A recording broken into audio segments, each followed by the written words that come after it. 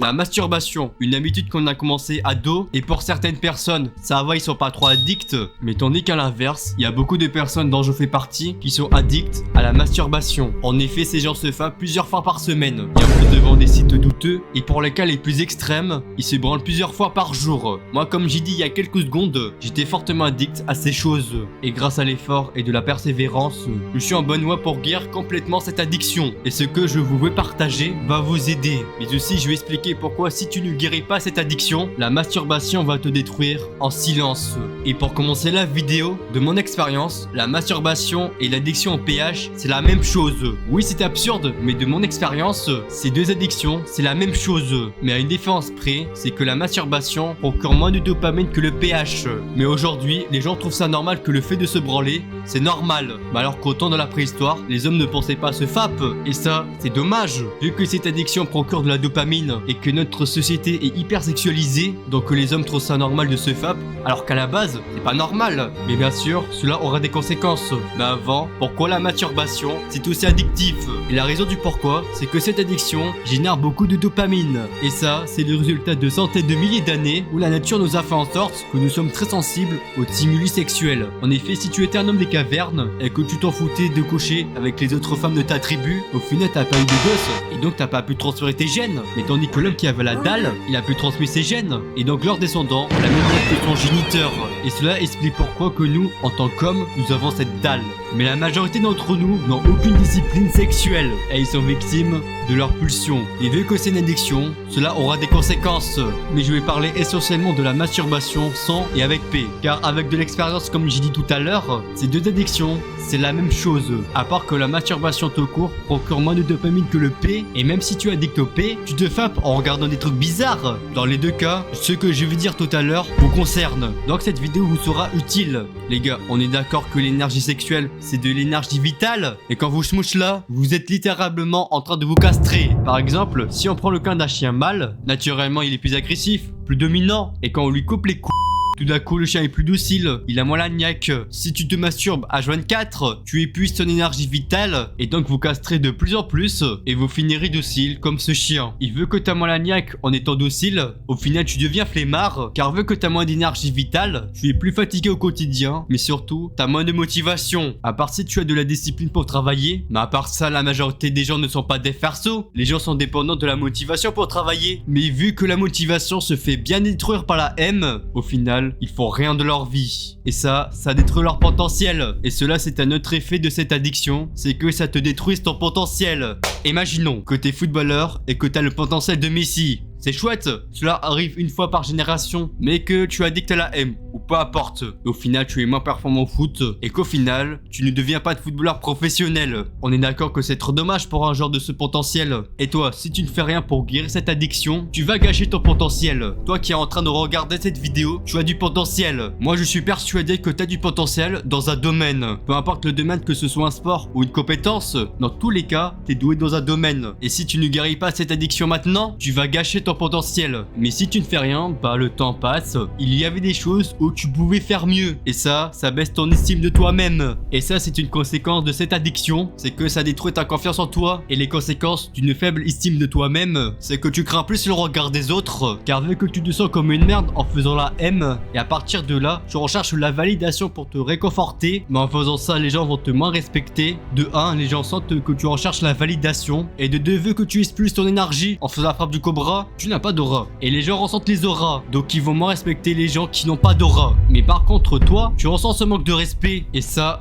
détruit ton estime de toi-même. Et si tu ne fais rien, bah on rentre dans un cercle vicieux. Et le temps passe et tu développes une vraie honte envers toi-même. Car vu que tu es sévèrement addict à ton addiction et que les gens te respectent de moins en moins, tu te reconfies sur toi-même et tu commences à développer de la timidité. Et à partir de ce moment-là, tu te retrouves seul. Et il y a deux figures de cas. Dans le premier cas, tu es introverti. Ça va, tu aimes bien être seul. Donc tu ne souffres pas trop. Et par contre, si tu es ambiverti ou extraverti, là, tu vas bien souffrir mon ami, je te le jure. Mais ce que je t'avais pas dit, c'est qu'il existe deux types de solitude. Le premier type de solitude, c'est la solitude sociale. Ce qu'on pense être la solitude. Mais par contre, la deuxième type de solitude, elle est complètement invisible et elle détruit plus les gens que la solitude sociale. C'est la solitude intérieure. mais malheureusement, c'est celle qui touche le plus de personnes. Mais je vais pas rentrer dans les détails, ça va vous rendre malheureux si tu es ambiverti ou extraverti, et si tu es introverti, tant mieux pour toi, mais tu ne vas pas échapper au dernier effet comme tous les autres d'ailleurs. Et la dernière effet du M, c'est que ça va vous rendre dépressif. Comme vu que la M génère beaucoup de dopamine, surtout le P, quand tu es en train de faire ta mauvaise habitude, ça fait un pic de dopamine, et après l'acte, tes niveaux de dopamine descendent plus bas ce qu'ils étaient avant l'acte. Et quand tu te les blondes H24, tes niveaux de dopamine fait des montagnes russes. Et au bout d'un moment, vu que tes niveaux de dopamine sont si faibles, que tu deviens un dépressif. Et la dépression, c'est quand tes niveaux de dopamine sont très bas. Mais heureusement, il y a très peu de personnes qui arrivent à ce stade. Et si tu regardes cette vidéo, je suppose au maximum que tu as le 3e effet, voire 4 si t'es fort addict. Et pour ceux qui ont le 4e effet, moi aussi j'ai eu cet effet quand j'étais addict. Mais au bout de plusieurs tentatives et échecs, je sais qui fonctionne, qui ne fonctionne pas pour guérir l'addiction au M et au P. Et les gars, j'ai droit à vous un truc, je suis pas encore guéri de ces addictions. Et donc en commentaire, donnez-moi de la force si vous m'aimez bien. Non, je rigole, il faut donner de la force à ceux qui sont addicts. Cela va leur permettre de guérir plus facilement cette Mais les gars, il ne faut pas faire cette erreur quand vous voulez guérir cette addiction. Il ne faut jamais compter les jours. Et ça vient du challenge NoFap. Mais le problème avec ce challenge, tu es dans une position où tu résistes face à l'addiction. Et toi, tu veux guérir de cette addiction. En soi, le NoFap est parti d'une bonne intention, mais c'est dans la manière dont il est pratiqué où ça pêche.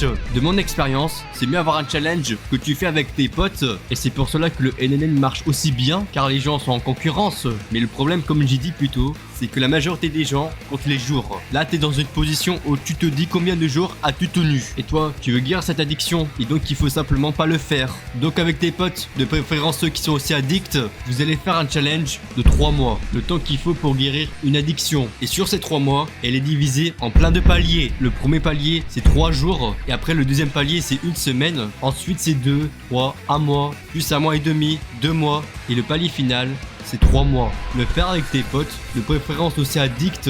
Comme vous l'en doutez, un challenge tout seul ne suffit pas à guérir cette addiction. Et un moyen qui va pas mal vous aider pour guérir cette addiction, c'est de changer ton identité. Je vous explique. C'est l'histoire de 2 personnages qu'on va appeler A et B, et ces 2 personnes sont addicts à la M. Lors d'une balade en ville, il fait la rencontre d'un groupe de personnes. Ils discutent et le temps passe. L'un d'entre eux pose une question aux 2 personnages. Est-ce que vous masturbez?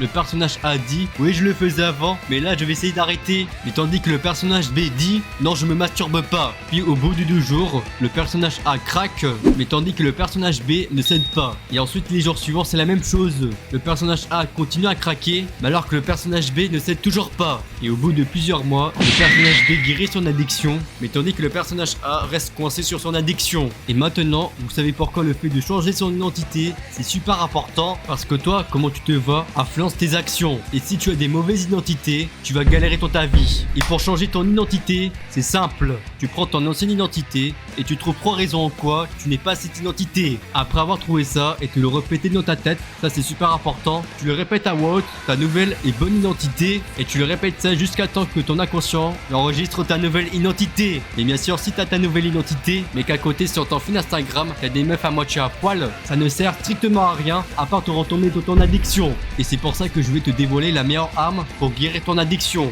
C'est le fait d'avoir le meilleur stratagème. Ça veut dire quoi ce truc? Avoir le meilleur stratagème, cela signifie avoir le meilleur système qui te permet de limiter l'accès à cette addiction. Par exemple, avoir un contrôle parental. Cela te permet de bloquer l'accès au site du genre noir et orange. En gros, c'est comme s'il y avait une course, et dans cette course, il y avait un athlète qui s'est entraîné dur pour cette course, mais alors que son adversaire, c'est un intello qui a fabriqué une Ferrari pour la course. Au final, qui gagne la course? Et c'est l'intello. Parce que la Ferrari bat les qualités physiques de l'athlète. Et à partir de cette métaphore, c'est pour expliquer une autre chose. C'est pour vous dire qu'il y a beaucoup de personnes qui essaient de guérir cette addiction par la discipline. En soi, c'est très important d'avoir une discipline d'acier, mais face à des addictions très fortes comme la M et le P, c'est très dur de résister face à ça. Mais si tu accouples ta discipline avec le meilleur stratagème, là tu vas tenir longtemps. Surtout si tu accouples ça avec les conseils précédents. Et en plus, je te donne le meilleur stratagème que j'ai mis en place. Et ce stratagème, c'est quand tu as une pulsion ou une pensée sexuelle, tu fais un truc désagréable. Par exemple, sortir dehors. libre. Mais avant tout, il faut faire une action désagréable quand vous avez une pulsion